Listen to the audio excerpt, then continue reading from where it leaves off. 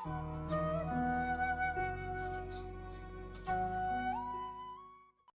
My dear soul family, beautiful souls का Shivoham triple three channel पे बहुत बहुत वेलकम है। हमने लास्ट वीडियो में फॉरगिवनेस प्रेयर करना सीखा, उसकी ज़रूरत महसूस की। इस पे हम देखेंगे इस वीडियो में कि फॉरगिवनेस प्रेयर हमारे अंदर वर्क कर रहा है कि नहीं कर रहा है। जस्ट कुछ इमोशनल पैटर्न पे ध्यान दे के अपने सपोज़ आपने किसी के लिए फॉरगिवनेस प्रेयर स्टार्ट की थी। अभी उस इंसान का नाम आते ही, उस इंसान के सक्सेस के बारे में सुनते ही, किसी भी तरह की अगर उस इंसान से बातें चलती है, तो क्या आप डिस्टर्ब अभी भी होते हैं? क्या आपके थॉट पैटर्न में फ्रस्ट्रेशन, इरिटेशन जैसे कुछ इमोशंस आते हैं? तो आप शांत हो रहे हो। एंड बाय द वे, क्या आपको ऐसा मन करने लगा कि आज मैं उसके लिए फॉरगिवनेस करके देखता हूँ, किसी और रिलेशंस के लिए, किसी और व्यक्ति के लिए, पर्सन के लिए? अगर आपके मन में ऐसी इच्छाएं हो रही है, दैट मीन्स कि आप अंदर से पीसफुल फील कर रहे हो, फॉरगिवनेस काम की है एंड आपके इमोशनल पैटर्न को उसने ब्रेक किया है, चेंज किया है। So very good sign. क्या आपके काम में जो रुकावटें आती थी धीरे धीरे कम होने लगी है, कुछ पॉजिटिव फील होने लगा है? तो ऐसा है कि जैसे जैसे फॉरगिवनेस प्रेयर आपकी काम करने लगेगी ना, आपके जैसे जैसे अच्छी एनर्जीज क्रिएट होगी या ब्लैक डॉट्स की एनर्जी सर्कल, ब्लैक सर्कल्स कम होने लगेंगे, आपके लाइफ में पॉजिटिविटी उतनी बढ़ने लगेगी। चाहे आप वर्किंग एरिया में देख लो, रिलेशनशिप में देख लो, या अपने मेंटल इमोशनल लेवल पे देख लो। एंड ये धीरे धीरे आपका ये स्पिरिचुअल जर्नी, ये सोल जर्नी भी रंग लाने लगेगा एंड आपको इसमें बहुत मज़ा आने लगेगा। धीरे धीरे आप खुद ब खुद आगे बढ़ने लगोगे। ये तो था कि हमारा फॉरगिवनेस हमने किया, काम कर रहा है, ये भी हमने पता किया। इसमें एक बात ध्यान देने की है कि हमें ये सब सोल लेवल पे करना है, हमें फ़िज़िकली किसी से जाके माफ़ी नहीं मांगनी है। क्योंकि जब हम सोल लेवल पे करते हैं तो उसमें प्रेजेंट लाइफ के साथ साथ पास्ट लाइफ के सारे सोल्स भी इंक्लूडेड हो जाते हैं। एंड कुछ रिलेशनशिप ऐसे होते हैं प्रेजेंट लाइफ में जिससे हम फिज़िकली माफ़ी नहीं मांग सकते, बिकॉज़ कुछ ऐसे ही टर्म्स एंड कंडीशंस होते हैं। तो पहले उनको थोड़ा कूल डाउन करना ज़रूरी होता है, जो कि हम सोल लेवल पे फॉरगिवनेस से कर सकते हैं। सो हम सोल लेवल पे करेंगे, फ़िज़िकली हम लोग मूव नहीं करेंगे, फ़िज़िकली हम लोग जाके किसी से माफ़ी नहीं मांगेंगे। सोल टू सोल माफ़ी मांगना बहुत ज़रूरी होता है, क्योंकि फ़िज़िकल बॉडी हर एक लाइफ में अलग होती है, बट सोल हर लाइफ में सेम होती है। और मोर और लेस हम जितने लोगों से डील कर रहे हैं, अपने आसपास, रिलेटिव, नेबर्स, फ्रेंड्स, वो सभी हमें करीबन करीबन हर जन्म में किसी न किसी रिश्ते में, रूप में मिलते रहते हैं। तो अगर हम सोल टू सोल माफ़ी मांगते हैं तो हमारी माफ़ी हमारे या उनके सोल पे जो इम्प्रिंट पड़े हुए हैं, जो हमारा आर्ग्यू हुआ था, उस लाइन को वो इरेज़ करते चले जाता है। तो ये मैटर नहीं करता कि इस लाइफ में दोबारा हम उस पर्सन से मिलें ना मिलें, बट नेक्स्ट किसी भी लाइफ में अगर हम लोग उस पर्सन से मिलते हैं तो हमारी सोल एक दूसरे से कंफर्टेबल फील करेगी। आपने कभी नोटिस किया होगा कि अचानक से कोई अगर आपके बगल में आके बैठता है, या जिसको आप नहीं भी जानते हैं, उसको देखते ही आपके मन में अजीब सी उलझन, मतलब यू डोंट लाइक, कि आपको पता नहीं क्यों लगता है कि यार ये सही नहीं है, अच्छा नहीं लग रहा है इसके बगल में। या फिर कोई अनजान इंसान आपके बगल में आता है, ट्रेन में या कहीं पे भी आप ट्रैवलिंग में भी देखते हैं, तो भी यू फील वेरी कंफर्टेबल। क्योंकि ये जो कंफर्ट और अनकंफर्ट वाली एनर्जी है, ये पास्ट लाइफ से चली आ रही है। कहीं ना कहीं आप लोग एक दूसरे से मिल चुके हैं और वैसा आप लोग के बीच में कम्युनिकेशन रहा है, चाहे वो कंफर्टेबल हो या अनकंफर्टेबल हो।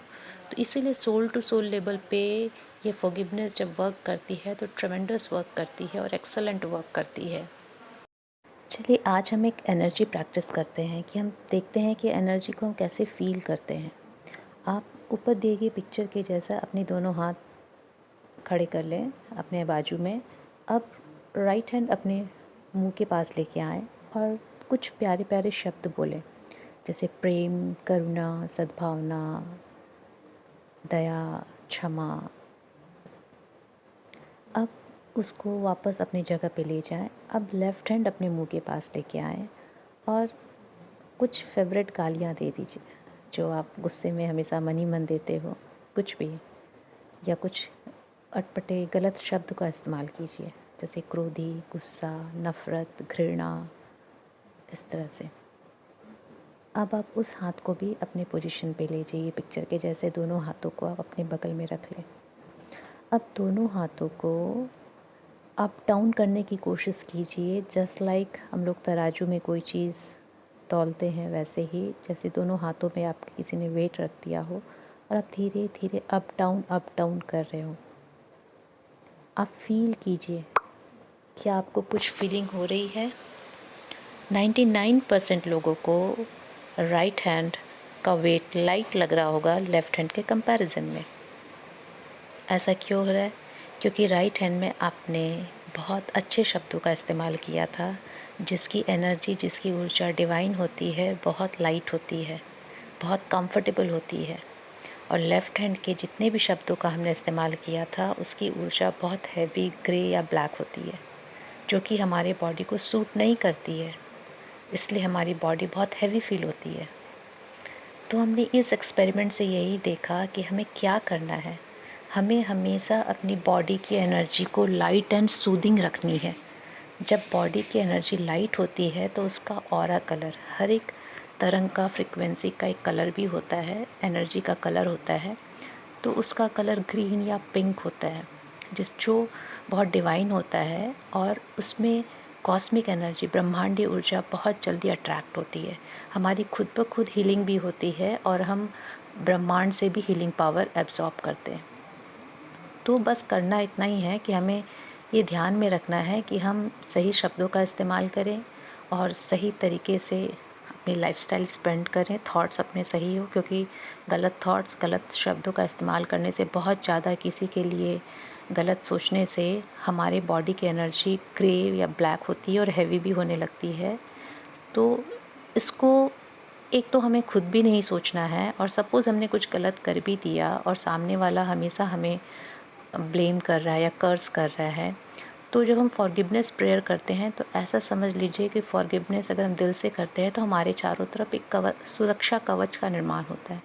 तो वो जो ब्लैक या ग्रे एनर्जी हमारे तरफ आ रही है, वो स्टॉप हो जाती है, वो धीरे धीरे उसकी इंटेंसिटी कम होने लगती है। और जब हमारा फॉरगिवनेस प्रेयर बहुत ज़्यादा वर्क करने लगता है तो वो ऑटोमेटिक वाइट लाइट में ट्रांसमिट भी होने लगती है।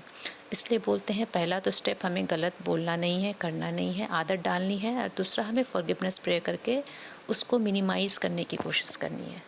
ये बहुत टफ़ है, मैं ऐसा नहीं बोलती हूँ कि मैं 100% ऐसा कर पा रही हूँ, बट मैंने आपको कहा कि मेरी जर्नी भी स्टार्ट है आप लोगों के साथ। आप लोग के ब्लेसिंग से मैं भी आगे बढ़ रही हूँ, तो मेरी 100% कोशिश रहती है कि मैं इसको फॉलो करूँ और फॉलो करती भी हूँ।